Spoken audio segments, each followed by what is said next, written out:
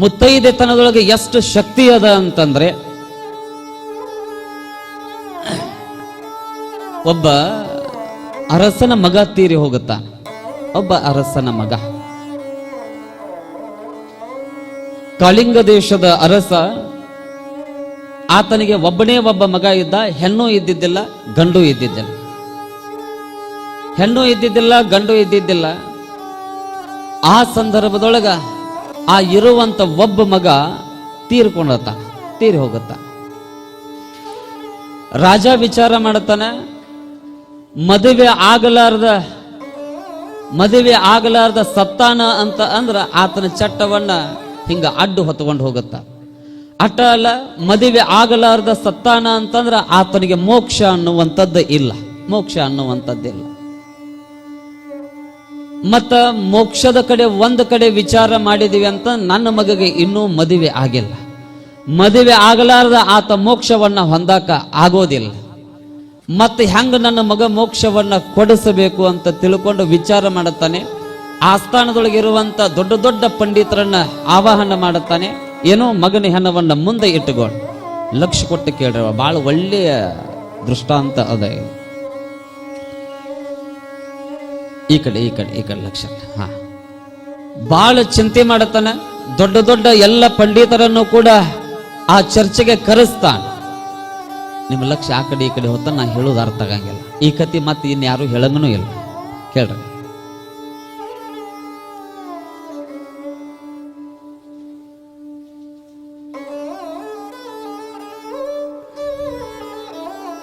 ಎಲ್ಲ ಪಂಡಿತರು ಕೂಡ ಬರ್ತಾರೆ ಆಸ್ಥಾನಕ್ಕೆ.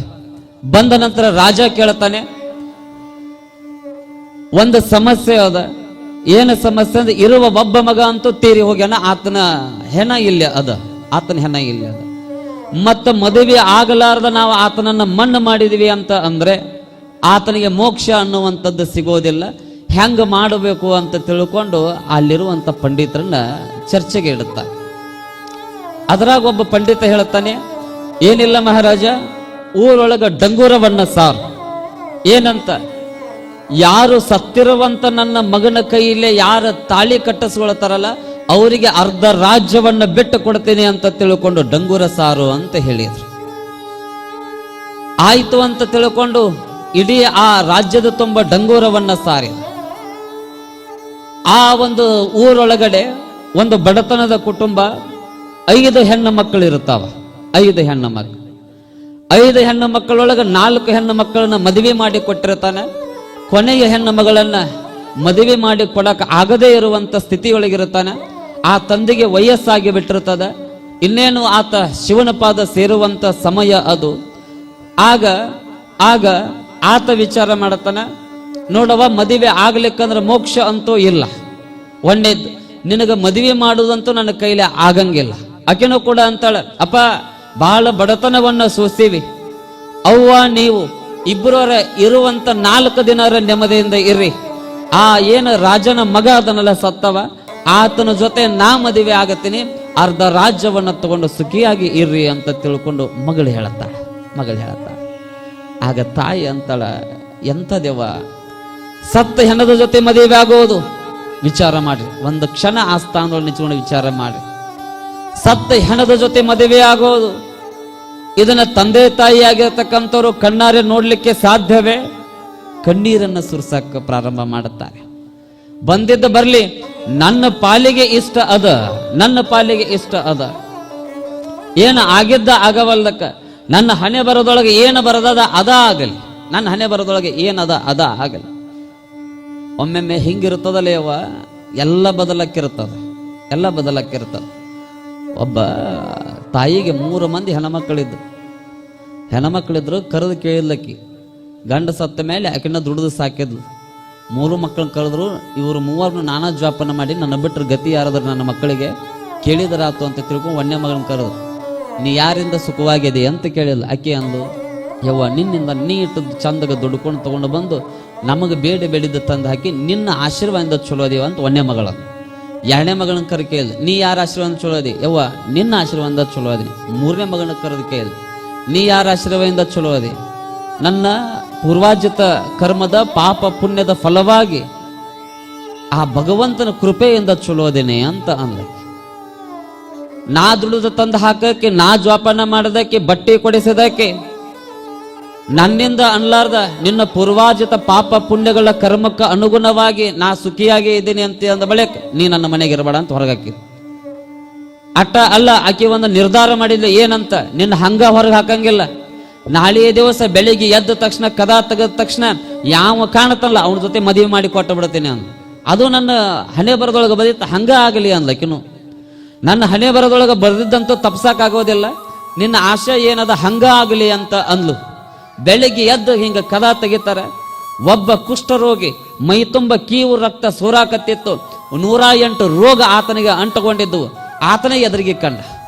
ನೀ ಅವನ ಲಗ್ನ ಆಗಬೇಕು ಅಂತ ತಿಳ್ಕೊಂಡು ಅವನ ಕೈಲಿ ತಾಳಿ ಕಟ್ಟಿಸಿ ಆಕೆನ ಹೊರಗೆ ಹಾಕಿಬಿಟ್ಟು ಆಕೆ ಅಂದ್ಲು, ನನ್ನ ಹಣೆ ಬರದೊಳಗ ಬ್ರಹ್ಮ ಇದನ್ನ ಬರದ ಪಾಲಿಗೆ ಬಂದಿದ್ದು ಪಂಚಾಮೃತ ಅಂತೀವಲ್ಲ, ಪಾಲಿಗೆ ಬಂದಿದ್ದು ಪಂಚಾಮೃತ ಅಂತ ತಿಳ್ಕೊಂಡು ಅಪಗೊಂಡು ರೋಗದಿಂದ ಬಳಲುವಂತ ಗಂಡನನ್ನ ಕರ್ಕೊಂಡು ಊರು ಬಿಟ್ಟು 1 ತಿಂಗಳು ತಿರುಗುತ್ತಾಳೆ.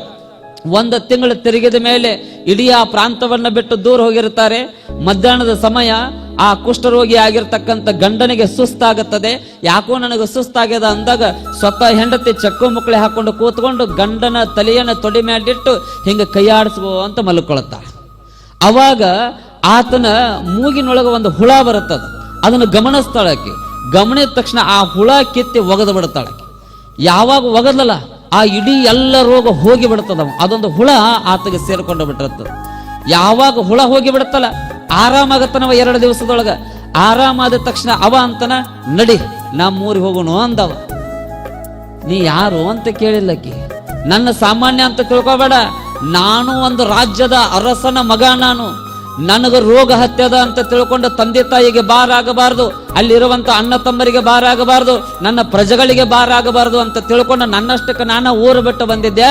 ನನಗೇನು ಕಡಿಮೆ ಇಲ್ಲ, ಅಪ್ಪನ ರಾಜ ಅದನ್ನ ನಾನ ರಾಜಕುಮಾರ ಬಾ ಅಂತ ತಿಳ್ಕೊಂಡು ಅರಮನೆಗೆ ಕರ್ಕೊಂಡು ಹೋದಂತೆ ರತ್ನ ಖಚಿತವಾಗಿರ್ತಕ್ಕಂಥ ಸಿಂಹಾಸನದ ಮೇಲೆ ಕುಂದ್ರಿಸಿದಂತ ಹಣೆ ಬರ ಹಿಂಗ ಇರ್ತದ ಅಂತ ಹೇಳಾಕ ಬರೋದಿಲ್ಲ.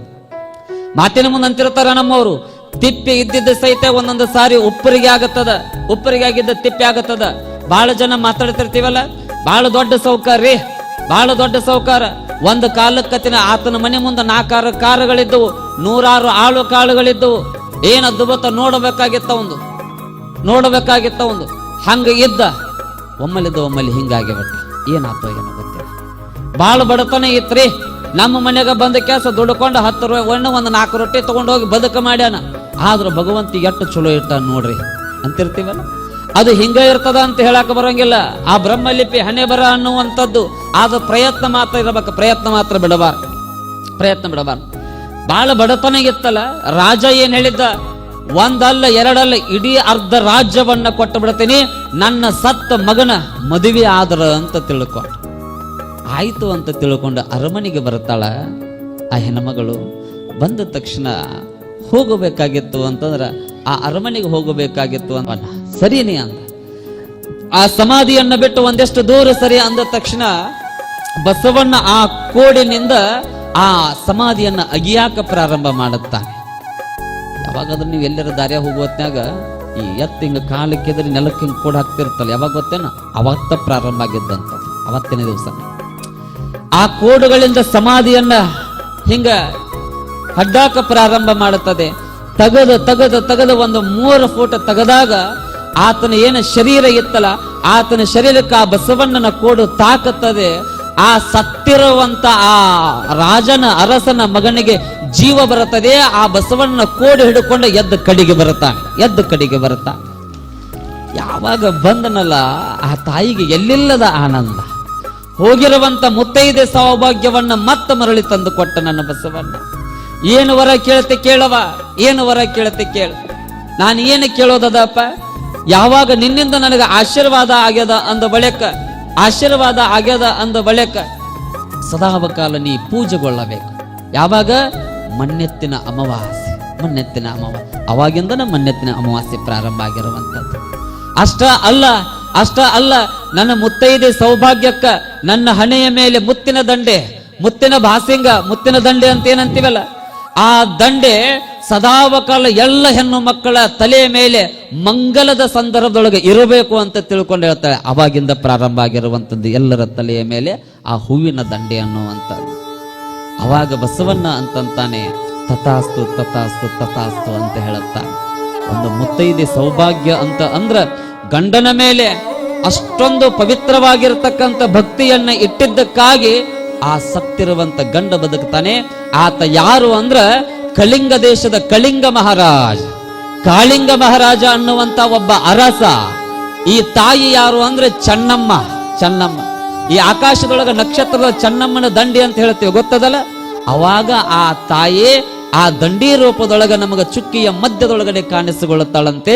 ಮುತ್ತೈದೆ ಸೌಭಾಗ್ಯ ಅಂತ ಅಂದ್ರೆ ಅಷ್ಟು ಪವಿತ್ರವಾಗಿರುವಂಥದ್ದು, ಅಷ್ಟು ಪವಿತ್ರವಾಗಿರುವಂಥದ್ದು.